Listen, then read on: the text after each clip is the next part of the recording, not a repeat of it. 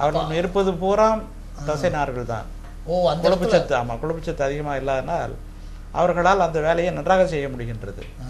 இல்லை, அந்த உடல் பருமனே எந்த வயதிற்கு பிறகு டாக்டர் வருகிறது? அதாவது உடல் பருமனுக்கு வயது கிடையாது.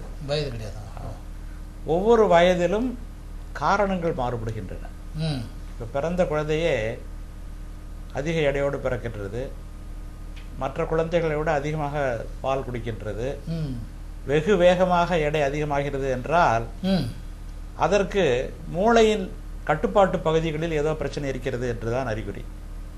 இப்போ 6 மாதம், ஆமாம், வெகு வேகமாக எடை அதிகரிக்கும் குழந்தை, 6 வயதில் 10 கிலோ இருக்கக்கூடிய குழந்தை, அதிகமாக எடை உணவு உண்கின்ற குழந்தை, இதற்கெல்லாம் என்ன காரணம் என்றால் அந்த மூளையில் இருக்கக்கூடிய கட்டுப்பாட்டு பகுதி அது பிறப்பிலேயே பாதிக்கப்பட்டிருக்கலாம், அல்லது அதற்கு பிறகு ஏதாவது ஒரு நோயினால் பாதிக்கப்பட்டிருக்கலாம், அது காரணமாகின்றது.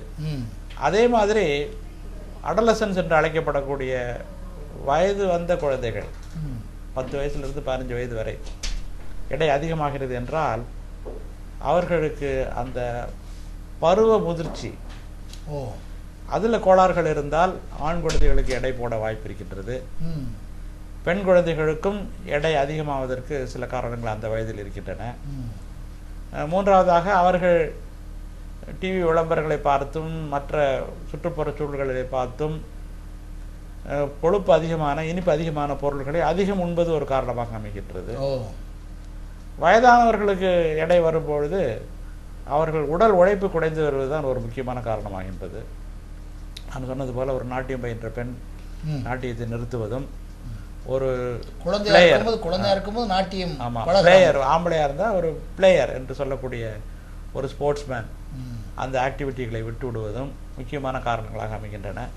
பொதுவாக பார்த்தீர்கள் என்றால் திருமணத்திற்கு பிறகு 30 வயது வரைக்கும் ஒரு மனிதன் வாழ்க்கையில் கஷ்டப்பட்டு முன்னுக்கு வர வேண்டும் என்ற பல முயற்சிகளை செய்து கொண்டிருக்கின்றான், ஓடி ஆடி உழைக்கின்றான், எல்லாம் செய்கிறான். நம்ம ஊரை பொறுத்த வரைக்கும் 30 வயசில் அவன் செட்டில் ஆகிறான், திருமணம் ஆகி விடுகின்றது, ஒரு நிரந்தரமான வேலை கிடைத்து விடுகின்றது, அந்த ஓட்டப்பாட்டம் எல்லாம் குறைந்து விடுகின்றது. ஆனால் உணவு குறைவதில்லை. அதற்கு பிறகு உணவு குறைவதில்லை. உணவை குறைக்க வேண்டும், உணவை குறைப்பதில்லை. பெரும்பாலான மக்கள் நாக்கை கட்டுப்படுத்துறது. ஆமாம், இல்லை, நாக்கேன்னு இல்லை, அவங்களுக்கு தெரியறதில்லை. இந்த மாதிரி நம்ம முன்னாடி ஓடி ஆடி வேலை செய்து கொண்டிருந்தோம், ஓரளவுக்கு சாப்பிட்டோம், இப்பொழுது நமக்கு உழைப்பு குறைந்து விட்டது, உணவை குறைக்க வேண்டும் என்று அவர்களுக்கு புரிவதில்லை, யாரும் சொல்வதில்லை. அதனால அவங்களுக்கு அந்த நேரத்தில் அவங்களுக்கு எடை அதிகமாவதற்கு அதே மாதிரி உட்கார்ந்தே வேலை பார்க்குறாங்க. சில பேர் முதல்ல ஓடி ஆடி உழைச்சிக்கிட்டு இருந்தவங்க ஒரு சீட்டு போட்டு உட்கார்ந்து அசையாமல் இருக்காங்க. அப்போ அவங்களுக்கெல்லாம் எடை அதிகரிக்கிறதுக்கு வாய்ப்பு இருக்கு இல்லைங்களா? நிச்சயமாக வாய்ப்பு அதிகம். ஏனென்றால் அவர்கள் வேலை தேடும் வரை ஓடிக்கொண்டாவது இருந்தார்கள், வேலை தேடிய பிறகு உட்கார்ந்த இடத்திலே இருக்கிறார்கள். அப்பொழுது உணவை குறைக்க வேண்டும், அல்லது காலையில் 1 மணி நேரம் உடல் உழைப்புக்காக செலவழிக்க வேண்டும். காலையில் 1 மணி நேரம் வாக்கிங் எந்த அளவுக்கு பயன்படும்? அதான், வாக்கிங்கோ அல்லது ஒரு ஜிம்முக்கு சென்றோ அல்லது எப்படியாவது சக்தியை செலவு செய்ய வேண்டும். செலவு செய்ய வேண்டும். அந்த சக்தி செலவு என்பது எது, இந்த என்ன மாதிரி சொல்ல வரீங்க? சக்தி செலவு என்பது ஒவ்வொரு விதமான, இப்போ நடக்கிறாங்க, நடைக்கு இவ்வளவு செலவாகும், ஓட்டத்துக்கு இவ்வளவு செலவாகும், ஒரு நீச்சல் குளத்துக்கு சென்று நீந்தும் போது இவ்வளவு செலவாகும் என்று கணக்கு இருக்கின்றது. அதுக்கு ஏற்ற மாதிரி, நம்முடைய தேவைக்கு ஏற்ற மாதிரி அந்த உடல் உழைப்பை அமைத்துக் கொள்ள வேண்டும். இல்லை, சில பேர் நல்ல வாக்கிங் போயிட்டு நல்ல ஜிம்முக்கு எடுத்துட்டு அதே மாதிரி சாப்பிட்றதுலேயும் நல்லா சாப்பிட்றாங்க. அப்போ இது எனர்ஜி குறைய வாய்ப்பு இல்லையே? அதில் பயனே இருக்காது. அதாவது உடல் பருமனை குறைக்க வேண்டும், சக்தி சேருவதை குறைக்க வேண்டும் என்று நடக்கும் பொழுது அந்த நடைக்கு பிறகு திரும்பவும் உணவு உண்டால் ஆனால் பலன் இருக்காது. இப்போ டாக்டர், இப்போ காலையில் வாக்கிங் போகிறாங்க, அது சில பேர் டீ சாப்பிட்டு, சில பேர் காஃபி சாப்பிட்டுலாம் வாக்கிங் வர்றாங்க. இல்லை வெறும் வயிற்றில் தான் வாக்கிங் வரும்? அப்படி கட்டாயம் இல்லை. காஃபி சாப்பிட்டுட்டோ டீ சாப்பிட்டுட்டோ நடக்கிறதுல ஒன்றும் தப்பு இல்லை. ஆனால் அந்த நடக்கிற முயற்சி எடுக்கும் பொழுது அதிகமாக உண்ண ஆரம்பித்தார்கள் என்றால் அதற்கு பலன் இருக்காது. இப்போ வீட்டிலே இருந்திருந்தா அவர் அந்த ஜூஸ் சாப்பிட்ருக்க மாட்டார், நடக்க போனதுனால அங்கே இளநீரை வாங்கி சாப்பிட்டார், ஜூஸை வாங்கி சாப்பிட்டார் என்றால் அது பலன் இல்லை. அப்போ எப்படி சொல்ல, வெறும் வயிற்றில் தான் நடக்க இல்லை, எப்படி வேணாலும் நடக்கலாம். அந்த நடக்கும் பொழுது உணவு உண்பதை தவிர்க்க வேண்டும், குடிப்பதை தவிர்க்க வேண்டும். சரி, இல்லை வந்த பிறகும் முன்னால் சாப்பிட்டு நடக்கிறதுக்கு இந்த காஃபி டீ, அப்புறம் வந்த பிறகு சாப்பிடுறது. அது அவர் வழக்கமான சாப்பாடை தானே சாப்பிடுவார். வீட்டில் வந்து சாப்பிட்றாருன்னா அவர் வழக்கமான சாப்பாட்டை சாப்பிடுகிறார். இன்றைக்கு வழக்கம் இல்லாமல் நடந்திருக்கிறார் என்றால் அது எடை குறைய வாய்ப்பு இருக்கின்றது. வழக்கம் இல்லாமல் நடக்கிறது. அப்போ சில டாக்டர் இந்த வாக்கிங்லேயே சாப்பிட்டு கூட சில பேர் நடக்கிறாங்க சில நேரங்கள், ஒரு மணி நேரம் கழிச்சு.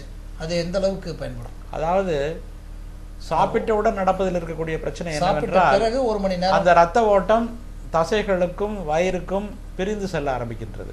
அப்ப நடக்கிறது வேகமா நடக்க முடியாது, சீக்கிரமாக தளர்ந்து விடுவோம், ஓய்வெடுக்க வேண்டும் என்ற எண்ணம் ஏற்படும்.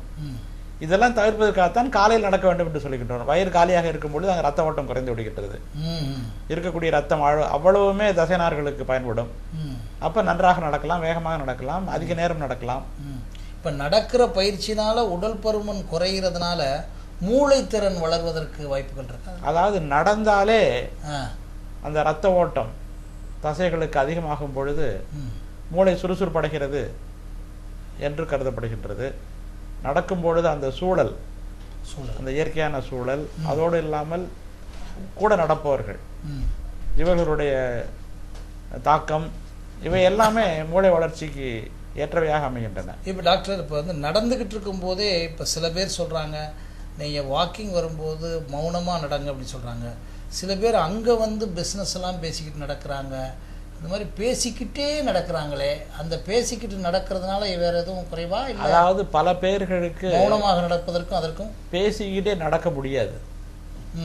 அந்த அளவுக்கு அவர்கள் உடல் பருமனாகவோ அல்லது பலகீனமானவர்களாகவோ இருப்பார்கள். சரி, அவர்கள் பேசாமல் நடந்தால் தப்பில்லை. பொதுவாக மனிதனுக்கு பேசிக்கொண்டே நடப்பதை பற்றி ஒன்றும் பிரச்சனை இல்லை. என்ன வேணாலும் பேசிட்டு நடக்கலாம். மன உளைச்சலை அதிகமாகக்கூடிய விஷயங்களை பேசிக்கொண்டு நடக்கும் பொழுது அந்த நடையினுடைய பலன் குறைந்து விடுகின்றது.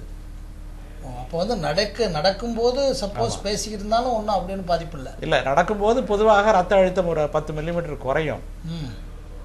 நீங்கள் ஒரு பிசினஸில் இருக்கக்கூடிய ஒரு போட்டியை பற்றி பேசிக்கொண்டு சென்றீர்கள் என்றால் ஒரு 20 மில்லிமீட்டர் ரத்த அழுத்தம் அதிகமாகும்.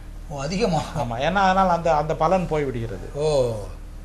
சரி, இப்போ இதுக்குடைய காரணங்கள் என்னென்ன டாக்டர்? பொதுவாக 90% உடல் பருமன் அந்த உணவு உண்பதற்கும் அந்த சக்தியை செலவழிப்பதற்கும் இடையே இருக்கக்கூடிய ஒரு மாறுபாட்டால் தான் ஏற்படுகின்றது. உணவே தானே முக்கியமா? உணவு தான் முக்கியம். 90% உணவு முக்கியமாகின்றது. ஒரு 10% நோயாளிகள் ஒரு நரம்பு மண்டல நோயோ அல்லது அகச்சுரப்பியல் நோயோ இருப்பதால் உடல் பருமன் ஆகிறார்கள். இதுல இன்னும் ஆழமாக சிந்தித்து பார்த்தோம் என்றால் சிலருக்கு மரபணு கோளாறுகளே இருக்க முடியும்.